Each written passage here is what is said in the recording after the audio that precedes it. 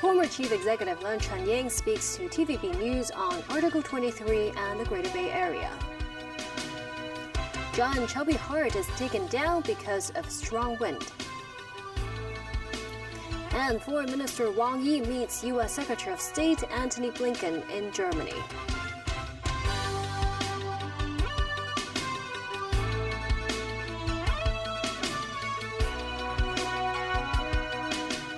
Hello and welcome to TVB News.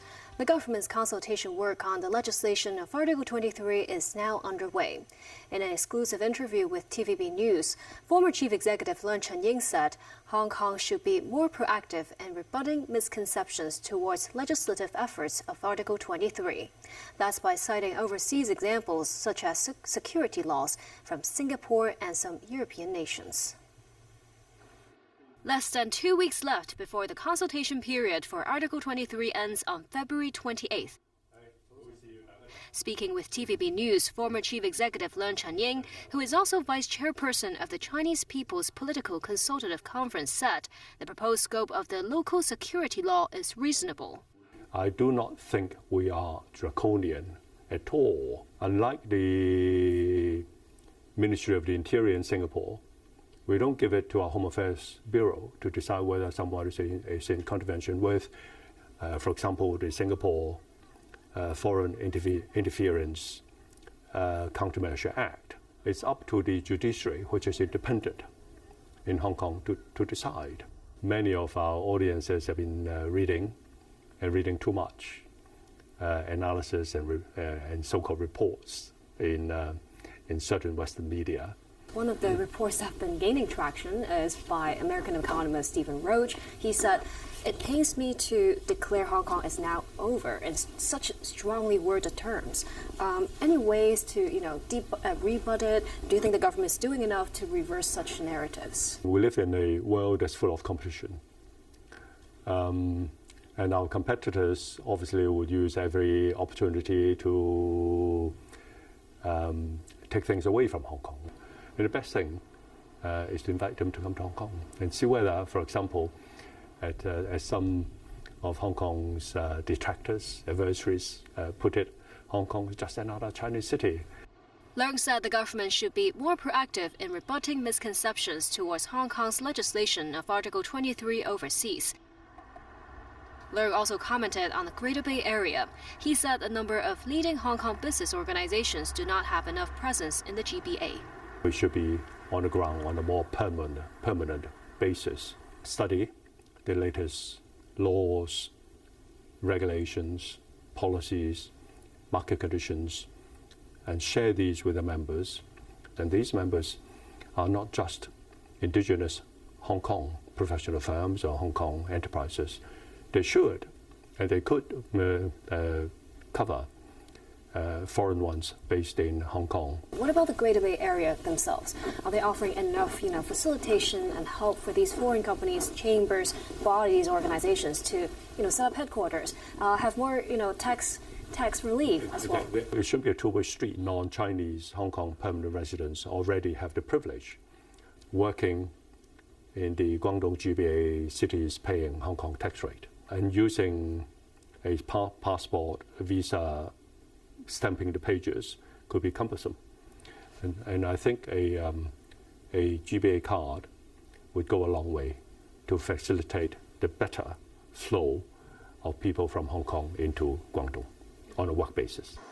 Sunday marks the 5th anniversary since the development plan for the Greater Bay Area was unveiled. Leung said expediting the implementation of the southbound travel for Guangdong vehicles can also help buoy Hong Kong's economy with more mainland travelers. More than 200,000 people visited the Chubby Hearts installations in Central during the first 3 days. But the giant floating heart had to be taken down today owing to strong winds. Organizer Hong Kong Design Center noted the wind speed at Statue Square this afternoon exceeded the wind tolerance for the 12-meter-tall floating installation. Workers took down the giant heart, but 2 smaller 3-meter-tall hearts are still there. The Chubby Hearts event began in the city on Wednesday's Valentine's Day and will last for 11 days. The artistic event received $7.8 million in government funds. The 60th Munich Security Conference has commenced in Germany, bringing together top politicians and diplomats from around the world. On the sidelines of the three-day annual summit on defense and diplomacy, Foreign Minister Wang Yi and U.S. Secretary of State Antony Blinken were said to have held a candid and constructive discussion. Another meeting in around 3 months between Foreign Minister Wang Yi and U.S. Secretary of State Antony Blinken on the sidelines of the Munich Security Conference. Both sides described the 1.5-hour discussion as candid, substantive, and constructive. Wang said the most important task for both sides now is to follow the strategic guidance of the two countries' leaders to turn the San Francisco vision committed last year into a reality, so as to promote a healthy, steady, and sustainable development of bilateral relations. Wang also stressed there is only one China in the world, and attempts to change the status quo are considered Taiwan independent separatist activities. If the U.S. genuinely hopes for stability across the Taiwan Strait, it should abide by the One China principle, he said. Wang warned that the efforts of turning de-risking into de-sinicization and decoupling from China will eventually backfire on the U.S. Wang also called on Washington to lift unilateral sanctions against Chinese companies and individuals and not undermine China's legitimate rights to develop. On global and regional issues, the U.S. reiterated the importance of ensuring safety and stability of the Taiwan Strait and the South China Sea. Both sides also exchanged views on the situation in the Middle East and the Korean Peninsula. The talks marked the latest high-level meeting between China and the U.S. in less than a month. Professor Wang Yiwei, a director of the Center for EU Studies at Renmin University of China, said Biden's biggest challenge now is Donald Trump, not China. To win the election, Biden has to minimize diplomatic troubles and stop seeing China as an enemy, but a partner in solving problems, Wang said. He expects the two heads of state will meet again in late September during the United Nations Summit of the Future. Foreign Minister Wang Yi also held talks with British Foreign Secretary David Cameron and European Union's top diplomat Josep Borrell in Munich. Danny Rao tells us more. Foreign Minister Wang Yi met with British Foreign Secretary David Cameron on the sidelines of the Munich Security Conference. Wang told Cameron, who is a former British Prime Minister, that China and the UK, both permanent members of the UN Security Council, should enhance strategic communication and play their due roles in promoting security and maintaining peace. Wang said as the international situation is undergoing changes and instabilities with resurfacing Cold War mentality and rampant protectionism, the world faces challenges one after another. He said, therefore, China and Britain should also make joint efforts to properly handle differences and disputes and bring bilateral relations back to the right track. Cameron expressed London's willingness to jointly develop more constructive ties and handle disputes and solve problems with mutual respect. He added Britain will continue promoting cooperation in areas that serve their shared interests and expects to strengthen dialogue on renewable energy, economy and trade, as well as education. Wang also held talks with the European Union's High Representative for Foreign Affairs and Security Policy, Josep Borrell. They discussed relations between China and the EU, the conflicts in Ukraine and the Middle East, as well as Taiwan. Borrell stressed the EU's support for the One China policy remains unchanged. He invited Wang to visit Brussels to continue discussions on war and peace. Wang also met with his Mongolian counterpart, Batmong Batsetsek. Wang said China appreciates that Mongolia has placed its relations with China as a priority in its diplomacy. He said China is ready to deepen exchanges of experience on governments and fully tap the potential for cooperation with Mongolia. For her part, Batsetsek said that Mongolia cherishes the friendship with China and is ready to deepen practical cooperation in various fields. Danoral TV News. Ukrainian President Volodymyr Zelensky addressed the Munich Security Conference today. During his speech, Zelensky said Europe has become a global force since Russia's full-scale invasion almost 2 years ago. He also said that 2024 must become a time for a full restoration of a rules-based world order. There was a myth that Europe is too weak to defend itself. Instead, Europe has become a global force, overcoming dependencies on Russia.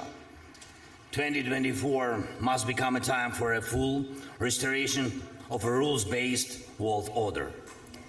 Zelensky also took aim at Russian President Vladimir Putin.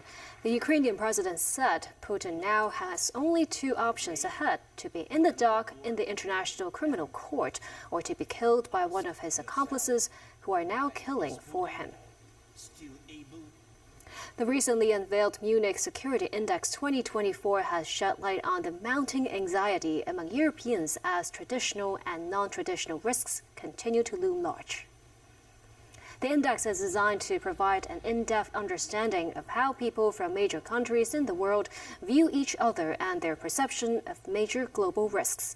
This year's Munich Security Index gathers respondents' views on 32 different risks, including mass migration, climate change, and economic crises. Notably, respondents from G7 countries express anxiety about nearly all the risk indicators. A majority of respondents from G7 member countries believe that their countries will become more insecure and less prosperous in the next decade. Still ahead, mainland tourists to the city exceed pre-pandemic level. Donald Trump is fined over $350 million. And Japan successfully launched a rocket to put satellite program back on track.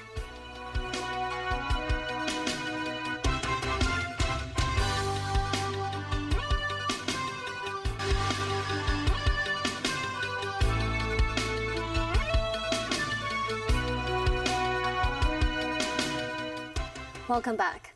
Today marks the final day of the mainland's 8-day-long Lunar New Year holidays. An estimated 650,000 mainland tourists visited the SAR over the course of this Lunar New Year break, a figure that surpassed that of pre-pandemic times. Timothy Lee tells us more. The people flow at the West Kowloon station noticeably increased earlier today as crowds made their journey back home to the mainland.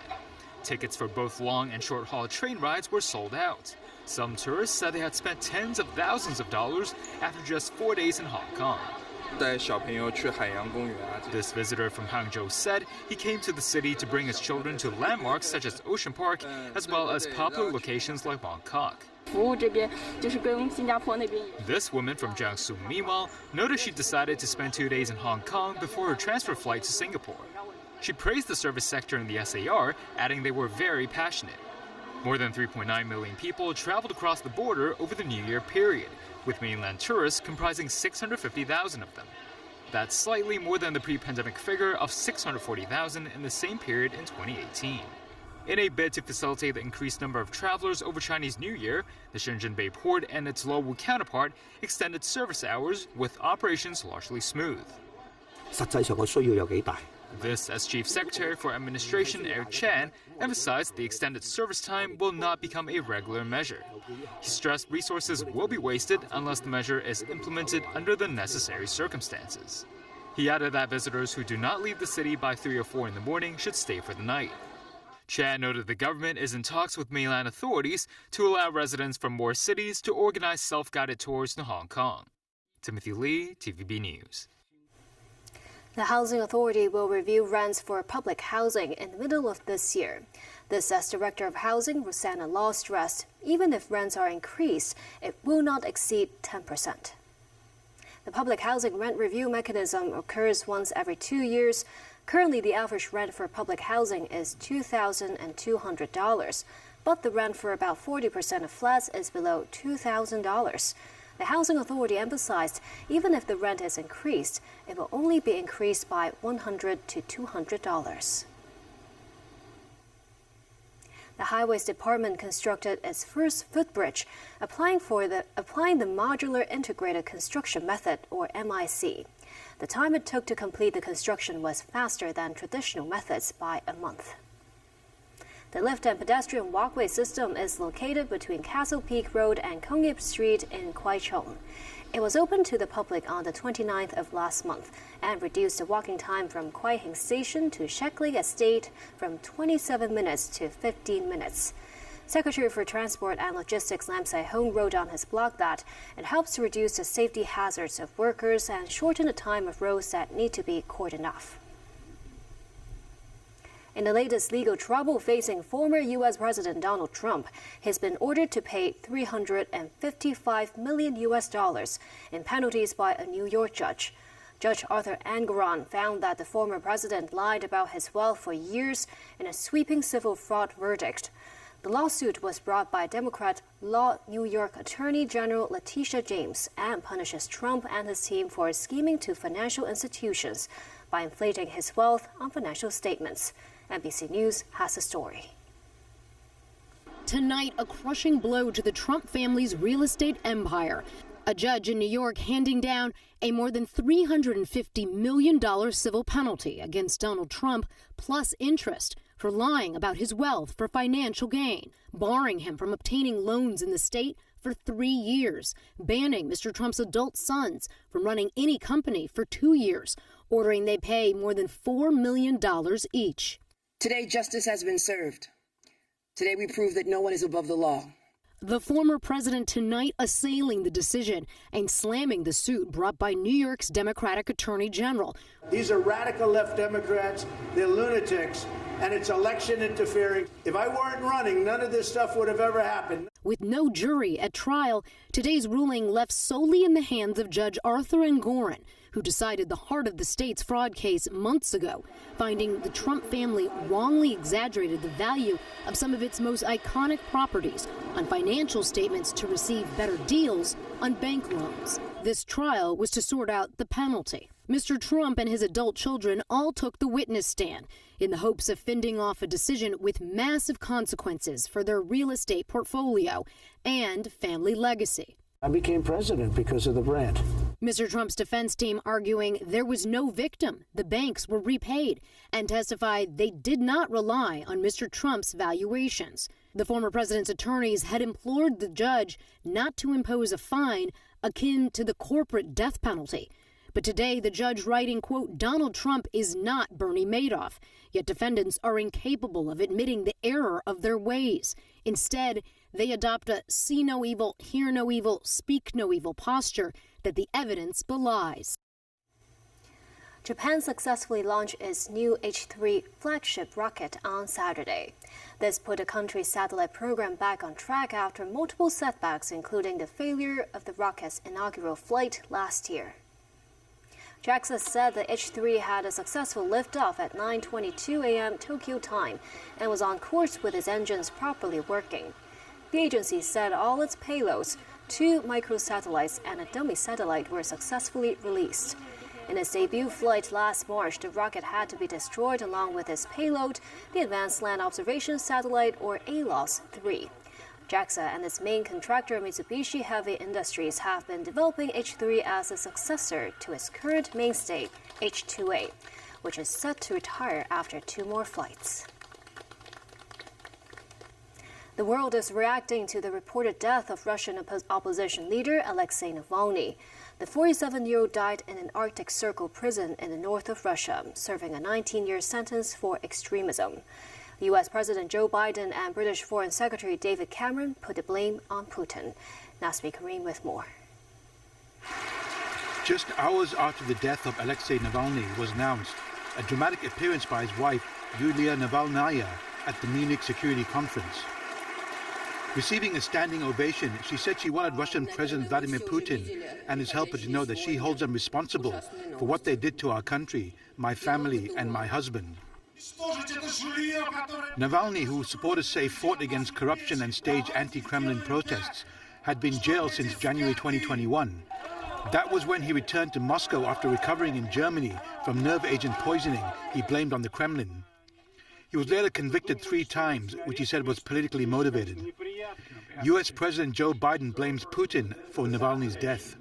The answer is that we don't know exactly what happened, but there is no doubt that the death of Navalny was the consequence of something that Putin and his thugs did. Biden added that Navalny's death bolsters the case for the U.S. Congress to pass a bill giving Ukraine $60 billion for their war with Russia. British Foreign Secretary David Cameron wants Putin to be held accountable. Well, there should be consequences, because there's no doubt in my mind this man was a brave fighter against corruption, for justice, for democracy. In Winnipeg, Canadian Prime Minister Justin Trudeau remembered Navalny as an extraordinary fighter for democracy. On this day, it is a moment to reflect on his courage, on his inspiration for all of us, and double and triple down in our resolve as Canadians and as a country to continue to stand up against Putin. Memorials for Navalny were held in several countries, including Buenos Aires, Argentina, Serbia, Estonia, among others. Even in St. Petersburg, Russia, where hundreds gathered near the monument to political prisoners to pay their respects. After initially allowing people to lay flowers, reports say Russian police later sealed off some areas, arresting more than 100 people in Moscow, St. Petersburg, and Murmansk in the Arctic Circle. A political analyst from King's College in London talked about whether there was any strong opposition figure left to take up Navalny's baton. Absolutely not, because his place has been already gone. All his supporters, his team are all based in the West. Nobody is really in Russia. Nazri Karim, TVB News. And that's the news. Thank you for watching.